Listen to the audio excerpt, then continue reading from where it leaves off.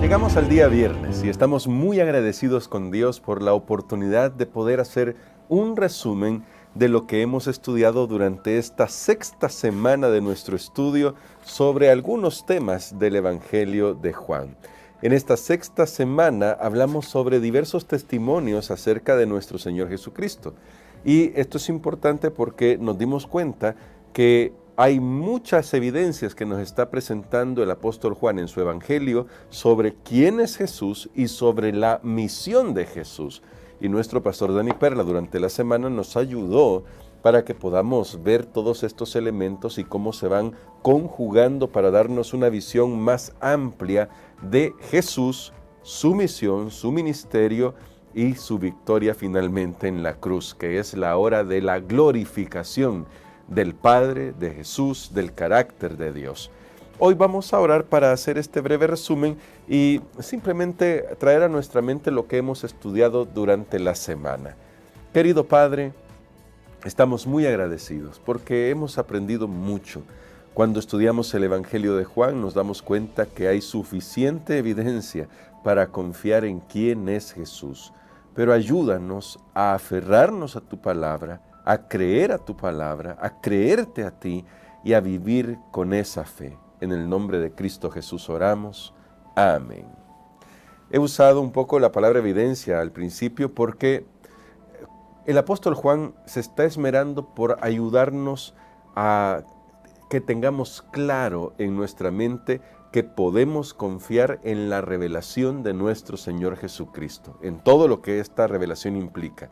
En el hecho de que Él es Dios y también se hizo hombre, en el hecho de que vino para revelar el carácter del Padre, en el hecho de que aunque no se pareciera a lo que los líderes esperaban o el pueblo judío esperaba, no solo los líderes, pero que ellos habían transmitido esa idea, y aunque no se parezca a esta imagen que tenía el pueblo judío sobre lo que el Mesías debía ser, la evidencia nos muestra que Jesús es quien dice ser. Es el Hijo de Dios, es el Mesías, como se lo dijo a la mujer samaritana.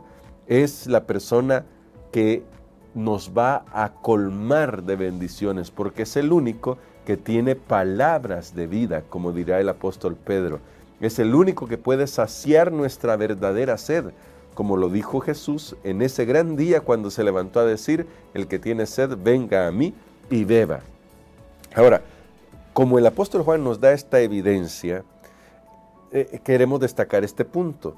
Aunque hay milagros y se nos han mostrado estos milagros, Jesús espera que confiemos en Él no solamente porque hace milagros, y quizá lo voy a decir de forma diferente, no porque hace milagros, sino por quién es Él.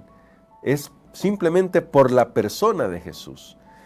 Por esto es que Él habla de los testimonios, e incluso el mismo Señor Jesús, y lo descubrimos acá, habla diciendo de que el Padre da testimonio de Él. Habla, ya lo hemos visto en textos anteriores, en semanas anteriores, nos ha dicho el Señor Jesús que la Escritura da testimonio de Él.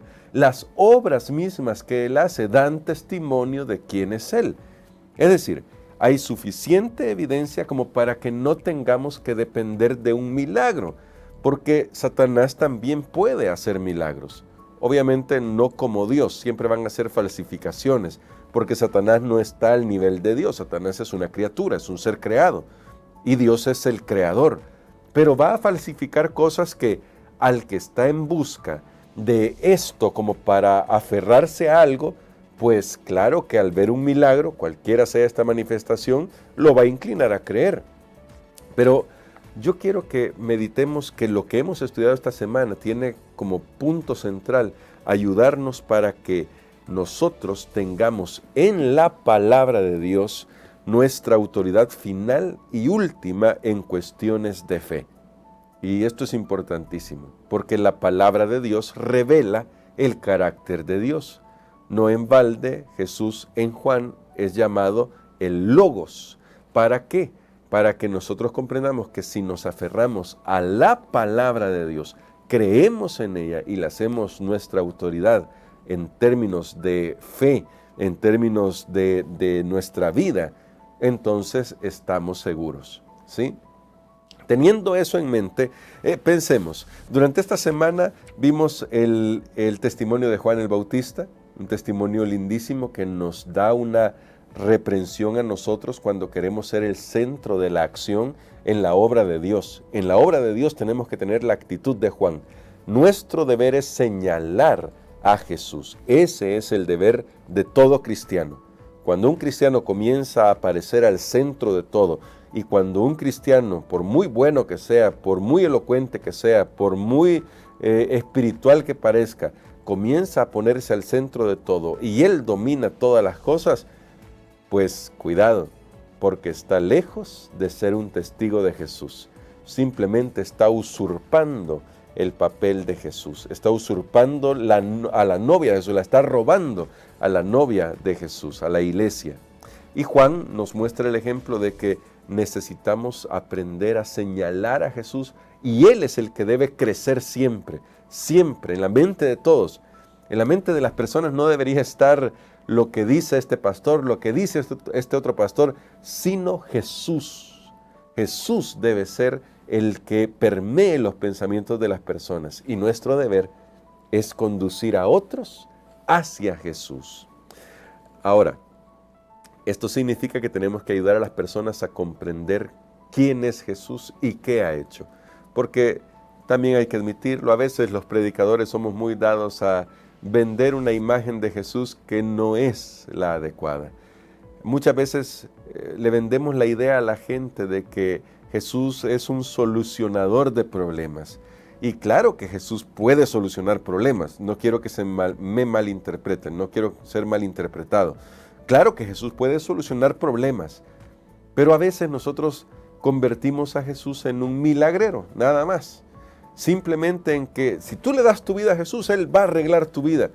Es que Jesús no está interesado solamente en la vida terrenal. Claro que quiere cuidarnos, claro que nos va a ayudar acá, pero si Él considera en su infinita sabiduría que aquí en esta tierra debemos pasar por lo que estamos pasando sin que haya una intervención, eso no debería traernos ningún problema a nosotros, porque nosotros confiamos que Él está al control y que al final se va a encargar de todo y pondrá en orden todo.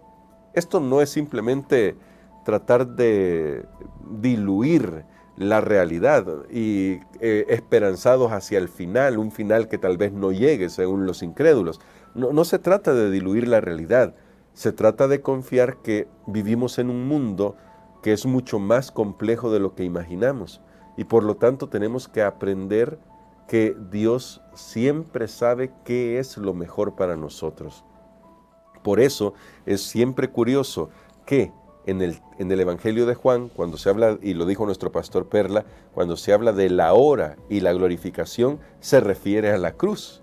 La cruz, que era un instrumento de tortura y que finalmente fue el instrumento en el que Jesús murió para salvación de la humanidad, no era nada bonito, pero sirvió para el propósito de Dios. Tal vez las pruebas que enfrentamos debemos verlas desde esa perspectiva. Y no debemos preocuparnos por lo que estamos enfrentando, sino por cómo en medio de la prueba estamos permitiendo que Dios obre en nuestras vidas para que su nombre sea glorificado. Ahora, siempre quiero destacar algo que en nuestra lección es muy importante destacar. ¿Cómo es posible que se le presente evidencia a una persona? La evidencia de quién es Jesús, y ésta la acepte gozoso, mientras que se le presente la misma evidencia a otra persona y rechace a Jesús. ¿Cómo es esto posible? Bueno, esto tiene una respuesta. Esto es posible dependiendo de qué quiere esa persona. ¿Quiere realmente recibir la dirección del Espíritu Santo? Porque si permite al Espíritu Santo obrar en su vida, entonces podrá reconocer quién es Jesús. Pero si rechaza la voz del Espíritu Santo, el testimonio del Espíritu Santo, entonces va a rechazar a Jesús. Eso fue lo que pasó con gran parte del pueblo judío. Solo hay que verlo en el término de la alimentación de los 5,000. Nuestro pastor ha explicado, ¿no?, que había mucha más gente ahí, 5,000 hombres, sin contar mujeres y niños, dice el relato. muchos de ellos no recibieron el testimonio del Espíritu. Y Jesús lo dijo, mis palabras son espíritu y son vida. Y muchos no recibieron el testimonio del Espíritu. Por lo tanto, terminaron rechazando a Jesús. Pero Pedro, inspirado por el Espíritu Santo, permitiéndole al Espíritu Santo obrar en su corazón, dice, solo tú tienes palabras de vida eterna. Solo tú puedes darnos las palabras que necesitamos, porque tú eres el Cristo, el Hijo del Dios viviente. Ahora, esto es un llamado para nosotros. ¿Estamos dispuestos a escuchar la voz del Espíritu Santo? Él siempre está hablando, y cuando tú abres la Biblia y con oración estudias la Biblia y le permites al Espíritu Santo hablar, te vas a dar cuenta que te estás encontrando con la persona central de este maravilloso libro, que es nuestro Señor Jesucristo. Porque como Él dijo, toda la Escritura testifica de Él, testifica de nuestro Señor Jesús. De ahí que sea tan importante que la Biblia sea fundamental en nuestra experiencia con Dios. No podemos pretender tener una experiencia con Dios si no conocemos la revelación especial que nos dejó en su santa palabra. Y para conocer esta revelación especial tenemos que aprender a despojarnos de nuestros prejuicios, que tenemos muchos, para que sea Dios el que nos guíe, estando dispuestos a seguir lo que la Biblia enseña, estando dispuestos a permitir que Dios sea Dios y nos guíe según su voluntad. Eso permitirá que realmente reconozcamos quién es Jesús. Por eso el testimonio del Padre es tan importante, porque el Padre testifica del Hijo, de quién es Él, y al Padre lo podemos escuchar cuando también vamos a la Escritura. Entonces, todo esto que estamos diciendo tiene que ver con una sola cosa. ¿Estamos dispuestos a ser guiados por el Espíritu Santo, a que el Espíritu Santo hable a nuestro corazón? Y tal vez alguien se preguntará, ¿y cómo puedo hacer eso? Ponte en oración, busca la presencia de Dios y abre tu Biblia, con el deseo sincero de querer escuchar y obedecer la voz de Dios, de querer aprender de Jesús, de querer conocer a Jesús.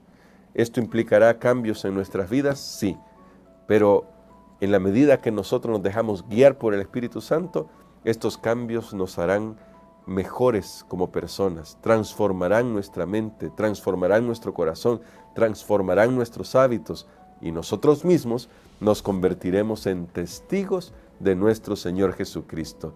Y ya no solo estará el testimonio del Padre, el testimonio de la Escritura, el testimonio de los personajes históricos que anduvieron con Jesús. Ahora mismo nosotros seremos los testigos de quién es Jesús y de la esperanza que llena nuestro corazón.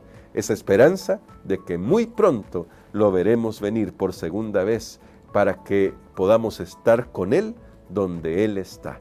Que Dios nos ayude a vivir esta esperanza, a contarle a otros cuán maravilloso ha sido nuestro Señor Jesucristo en nuestra vida y a permitirle al Espíritu Santo que conduzca nuestros pasos. Vamos a orar.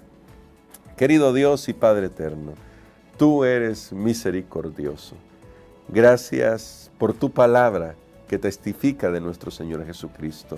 Gracias por el testimonio del Espíritu Santo que habla a nuestros corazones y que nos enseña quién es nuestro Salvador. Ayúdanos a vivir para ti y ayúdanos a contarle a otros cuán grandes cosas has hecho tú en nuestras vidas. En el nombre de Jesús oramos. Amén.